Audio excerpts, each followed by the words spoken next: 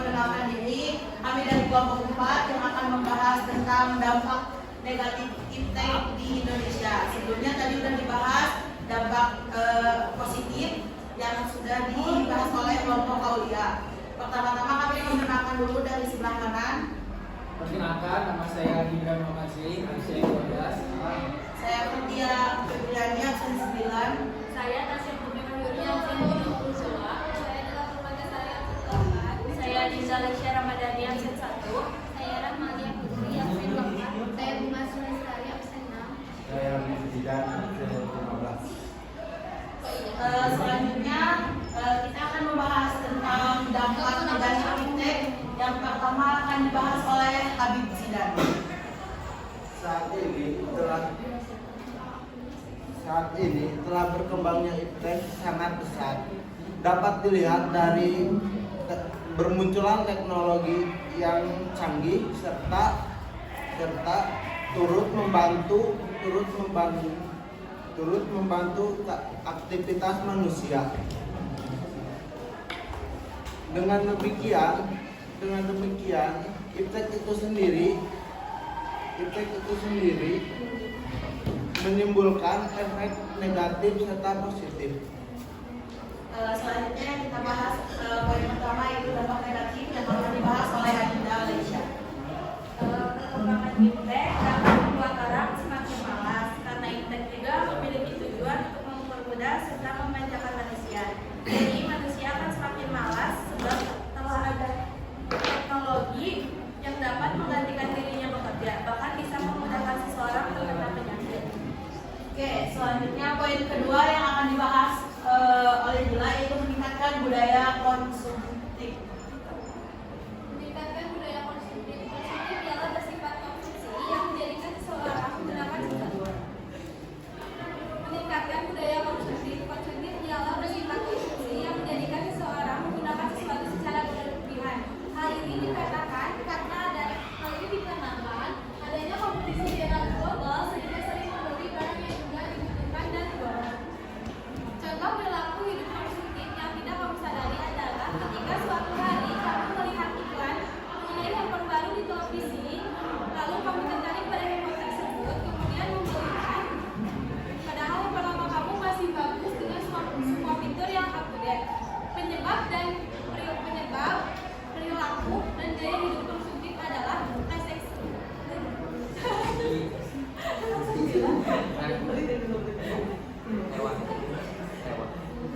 Selanjutnya poin nomor 3 yang akan dibahas oleh Bunga dan Rahma, yaitu banyaknya muncul barang dari luar negeri.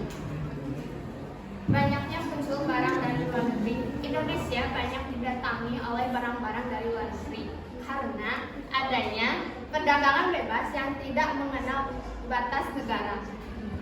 Hal ini membuat barang lokal dan tradisional menjadi sulit untuk bersaing dengan barang modern dari luar negeri. Banyaknya barang luar negeri yang lebih murah dan lebih menarik dibandingkan barang dalam negeri, sehingga konsumen lebih tertarik membeli barang luar negeri. Poin nomor 4 yaitu kecenderungan. Media yang akan dibahas oleh saya.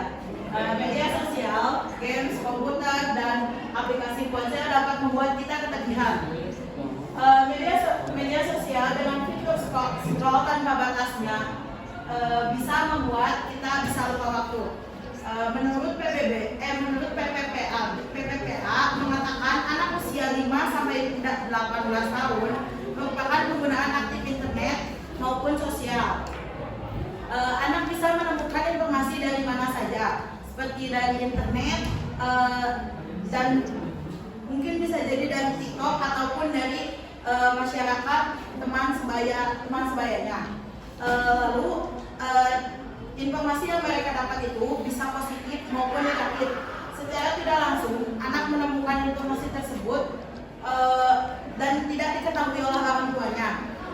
Mungkin yang negatif akan saya bahas mengenai contohnya saudara saya, sepupu saya, beliau dikasih handphone itu umur 5 tahun, dan semenjak dia berumur 6 tahun, waktu dia berumur 6 tahun, beliau tidak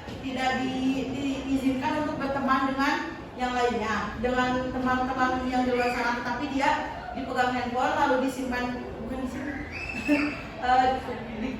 bukan dipegang juga di rumah, tetapi tidak terlalu diizinkan untuk keluar rumah. Dan kesalahan dari orang tuanya adalah tidak mengizinkan, tidak mengawasi atau tidak mendampingi anaknya. Lalu anak tersebut dia memesan barang ke Shopee seharga 2.500.000 dengan 12 item, dan itu tidak diketahui oleh orang tuanya. Orang tuanya mengetahui ketika ada tukang paket ke rumah dan menagih bayarannya dan mengirimkan barang yang dia pesan satu persatu tanpa batas dan sampai habis. Mungkin itu bukan kesalahan anak, itu kesalahan anaknya, tetapi di sisi lain juga itu adalah kesalahan orang tua, kakaknya, ayah atau ibunya, yang mereka tidak mendampingi atau tidak membatasi gadget kepada anak tersebut. Itu fakta dan terjadi di keluarga saya. Selanjutnya ada pelanggaran hak cipta yang akan dibahas oleh Tasya.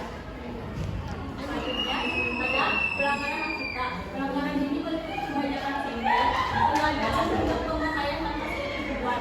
Nah, pembajakan perangkat lunak atau bukan adalah penyalinan atau distribusi perangkat lunak secara ilegal atau tidak sah.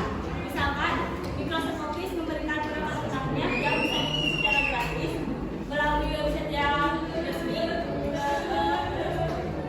dan menjual lisensinya supaya software bisa digunakan. Nah, contoh lainnya, kita misalkan membuat perangkat lunak di komputer tanpa memberikan lisensi yang sesuai. Lisensi itu bisa disebut sebagai perizinan dari pemilik. Contoh lainnya itu menggunakan kartu kredit yang curian untuk menipu atau menjual lisensinya. Nah, kenapa di Indonesia masih banyak pembajakan, khususnya pembajakan software? Menurut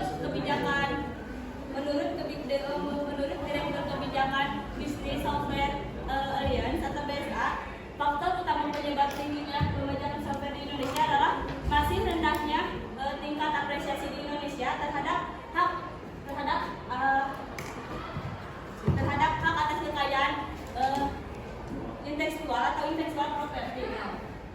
Nah, pembajakan software ini terdapat dalam pasal 72 nomor 3 Undang-Undang tentang hak cipta yang berbunyi, barang siapa yang dengan disengaja atau tanpa hak memperbanyak penggunaan akan dipidana dengan pidana 5 tahun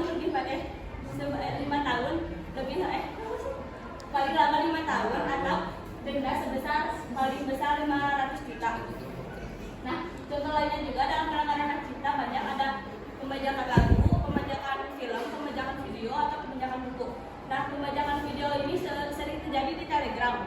Tanpa kita sadari, kita menonton video atau menonton di Telegram itu termasuk tindakan ilegal karena kita tidak mempunyai izin dari pemilik video tersebut. Nah, kalau contoh pembajakan lagu, ada contoh dari artis penyanyi dangdut itu Eris Susan digugat oleh Family Band karena ia mengubah lagu yang berjudul Aku Rindu pada 2013. Pada 2013 dan itu Eris Susan itu mengubah lagu itu ke versi dangdut gitu tanpa seizin pemiliknya. Sedangkan Family Band itu merilis lagu itu pada tahun 2010 dan dapat itu setahun setelahnya. Tapi kan si Eris Susan pada tahun 2013 karena tidak ada etikat baik dari si Eris Susan, pihak produser Family Band itu menggugat ke pengadilan Jakarta Pusat. Nah, dan dari mediasi itu kedua pihak datang tapi berakhir secara damai. Selanjutnya poin terakhir yaitu kesejahteraan siber yang akan dibahas oleh Jepang. Adinda. Kesejahteraan siber di Indonesia sangatlah minim keamanannya karena dengan internet menghadirkan kesempatan yang amat luas bagi orang-orang yang ingin melakukan kejahatan. Contohnya, pengedar narkoba dan pelaku pornografi anak yang menggunakan dark web untuk berdagang, bertukar foto, video, dan informasi tentang lainnya, terlarang lainnya. Selain itu, kejahatan siber juga terjadi di berbagai bidang yang ada di Indonesia. Salah satunya di bidang perbankan. Di bidang ini keamanannya masih sangat minim, sehingga orang-orang yang ingin melakukan kejahatan sangat dengan mudah untuk dapat meretas semua data yang ada di bidang tersebut, baik untuk kepentingannya sendiri ataupun orang lain. Itu bisa oleh orang dari luar negeri atau bahkan dari dalam negeri itu sendiri. Di bidang lainnya juga sama, keamanannya masih sangat minim karena di setiap bidang memiliki tingkat keamanan internasional yang berbeda. Bahkan dari sumber yang saya baca, Indonesia menempati peringkat kedua di dunia dalam kasus kejahatan cyber setelah negara Ukraina.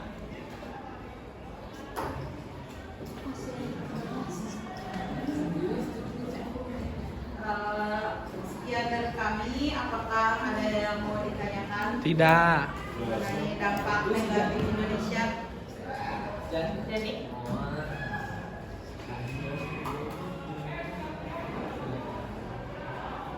Bila tidak ada, sekian dari kami. Mohon maaf bila ada kesalahan dan informasi mungkin tidak lengkap. Assalamualaikum warahmatullahi wabarakatuh.